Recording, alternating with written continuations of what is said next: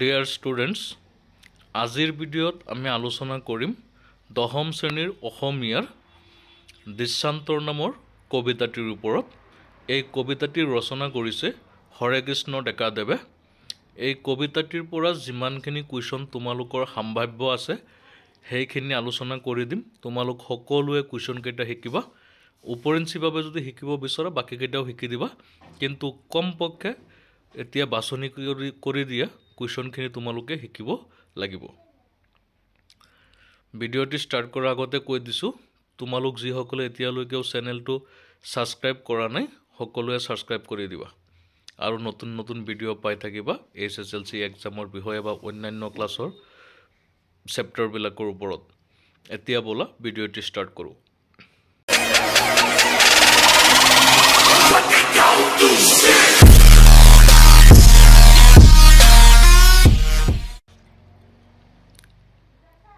ইয়াৰ পৰা তোমালোকে শিকিব লাগিব।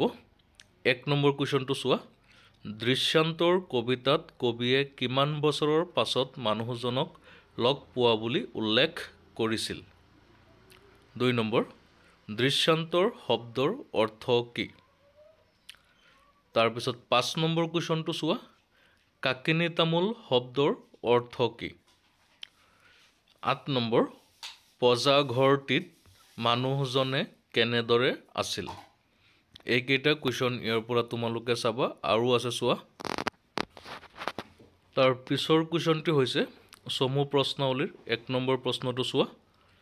সাতমহলীয়া ঘৰৰ বাহিৰত ৰৈ থকা মানুহজনে কবিৰ সৈতে কি কি কথা পাতিছিল তোমাৰ নিজৰ কথাৰে লিখা। 2 নম্বৰ, বৰ শান্তিত আছোঁ এই প্ৰজাতিত কোনে কিয় এনেদৰে কৈছিল বুজাই লিখা। 3 নম্বৰ, বাৰে বাৰে সাজিছে কাৰেং বিশ্ব সভ্যতাৰ কবিতাংশৰ জৰিয়তে কবিয়ে বিশ্ব সভ্যতাৰ কাৰেং সজা বুলি কিহক বুজাইছে লিখা। 5 নম্বৰ কুৱেশ্যনটো চোৱা। সময়টো আছিল গধূলি, তেওঁ নঙলামুখত বিচাৰি ফুৰিছিল নিজৰ ঘৰৰ পদূলি। নিজৰ ঘৰ বিচাৰি হাবাথুৰি খোৱা মানুহজন কিদৰে সস্তীয়া সভ্যতাৰ মাজত হেৰাই গ'ল বৰ্ণনা কৰা। 6 নম্বৰ, হেৰা অচিনাকি মানুহজন তোমাক কি লাগেহে ইয়াত কোনে কিয় কবিক এনেদৰে সুধিছে বুজাই লিখা। তাৰপিছত ৰচনাদৰ্মী প্ৰশ্নত 3 নম্বৰ কুৱেশ্যনটো চোৱা। দৃষ্টান্তৰ কবিতাটোৰ মূল ভাৱ লিখা। তাৰ পিছত শিকিব লাগিব তোমালোকে 7 নম্বৰ কুৱেশ্যনটো। কবিয়ে বৃদ্ধ কোজা মানুহজনক লগ পোৱা আলি কেঁকুৰিটো কেনে আছিল। 9 নম্বৰ, হৰেকৃষ্ণ ডেকাই কিমান চনত সাহিত্য অকাডেমী বঁটা লাভ কৰিছিল।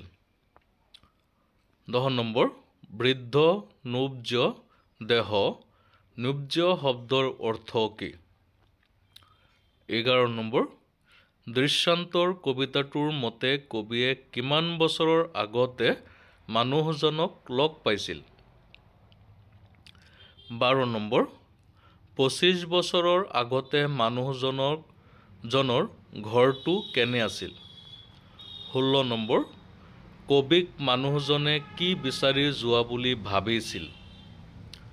তাৰপিছত চমু প্ৰশ্নাৱলীত আকৌ দিয়া হৈছে অতিৰিক্তভাৱে চোৱা।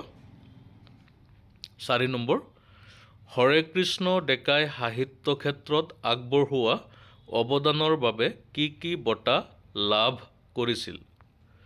7 নম্বৰ, কবিৰ মতে 25 বছৰ আগৰ পৰিৱেশ কেনে আছিল। 8 নম্বৰ, যখৰ পোৱালিহঁতে কাক কোনে চাই ইয়াত যখৰ পোৱালি বুলি কোনে কাক কৈছে বুজাই লিখা। 10 নম্বৰ, বৰ অশান্তিৰে উভতি আহিলোঁ ইয়াত কি অশান্তিৰ কথা কোৱা হৈছে বুজাই লিখা। এইখিনিৰ লগতে তোমালোকে এটা প্ৰশ্ন শিকিব লাগিব। হৰেকৃষ্ণ ডেকাদেৱৰ তোমালোকে চমু পৰিচয় শিকিবা। তাৰ পৰা প্ৰশ্ন আহিব কোনটো গ্ৰন্থ লিখিছিল কোনটো গ্ৰন্থৰ কাৰণে তেওঁ কি পুৰস্কাৰ পাইছিল কি কাকত আলোচনীৰ লগত জড়িত আছিল এইবিলাক তোমালোকে জানিব লাগিব আৰু দুটামান কুৱেশ্যন আছে চাও বলা হেপিটিত ৰচনাধৰ্মী প্ৰশ্নবিলাক চোৱা হৰে কৃষ্ণ ডেকাৰ জীৱন আৰু সাহিত্য কৰ্মৰ এটি চমু আভাস দিয়া এইটো তোমালোকে শিকিবাই ইয়াৰ ওপৰত তোমালোকক কুৱেশ্যন কৰা হ'ব 2 নম্বৰ দৃশ্যান্তৰ নামৰ কবিতাটিত আধুনিক যান্ত্ৰিক জীৱনৰ চিত্ৰ কেনেদৰে প্ৰকাশিত হৈছে বুজাই লিখা 3 নম্বৰ দৃশ্যান্তৰ কবিতাটিত গ্ৰাম্য জীৱনৰ চিত্ৰ কেনেদৰে প্ৰকাশিত হৈছে বুজাই লিখা এইকেইটা লং কুৱেশ্যন শিকিবা আৰু ইয়াৰ পৰা দুটা প্ৰসংগ সংগতি দৰ্শাই ব্যাখ্যা কৰা শিকিবা ঘ আৰু উঙ মৰিলে দাহ কৰিবলৈ এজন মানুহ নাই এইটো চাবা উঙ নম্বৰ এই কংক্ৰিটৰ হাবিখনত তেওঁক বিচাৰি নাপালো আৰু এইখিনি কুৱেশ্যন এইটো চেপ্টাৰৰ পৰা মিনিমাম তোমালোকে শিকিব লাগিব ইয়াৰ উপৰিও যদি তোমালোকে শিকিব বিচৰা শিকিবা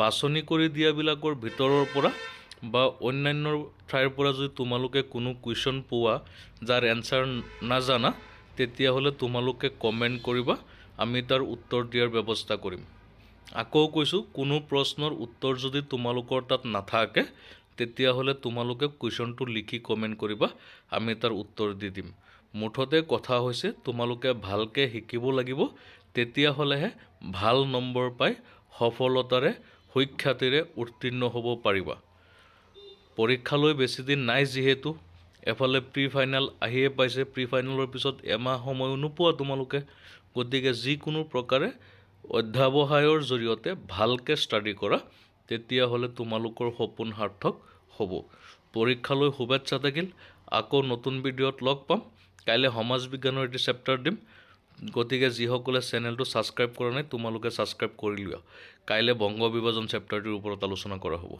এতিয়া ৰাখিছো ধন্যবাদ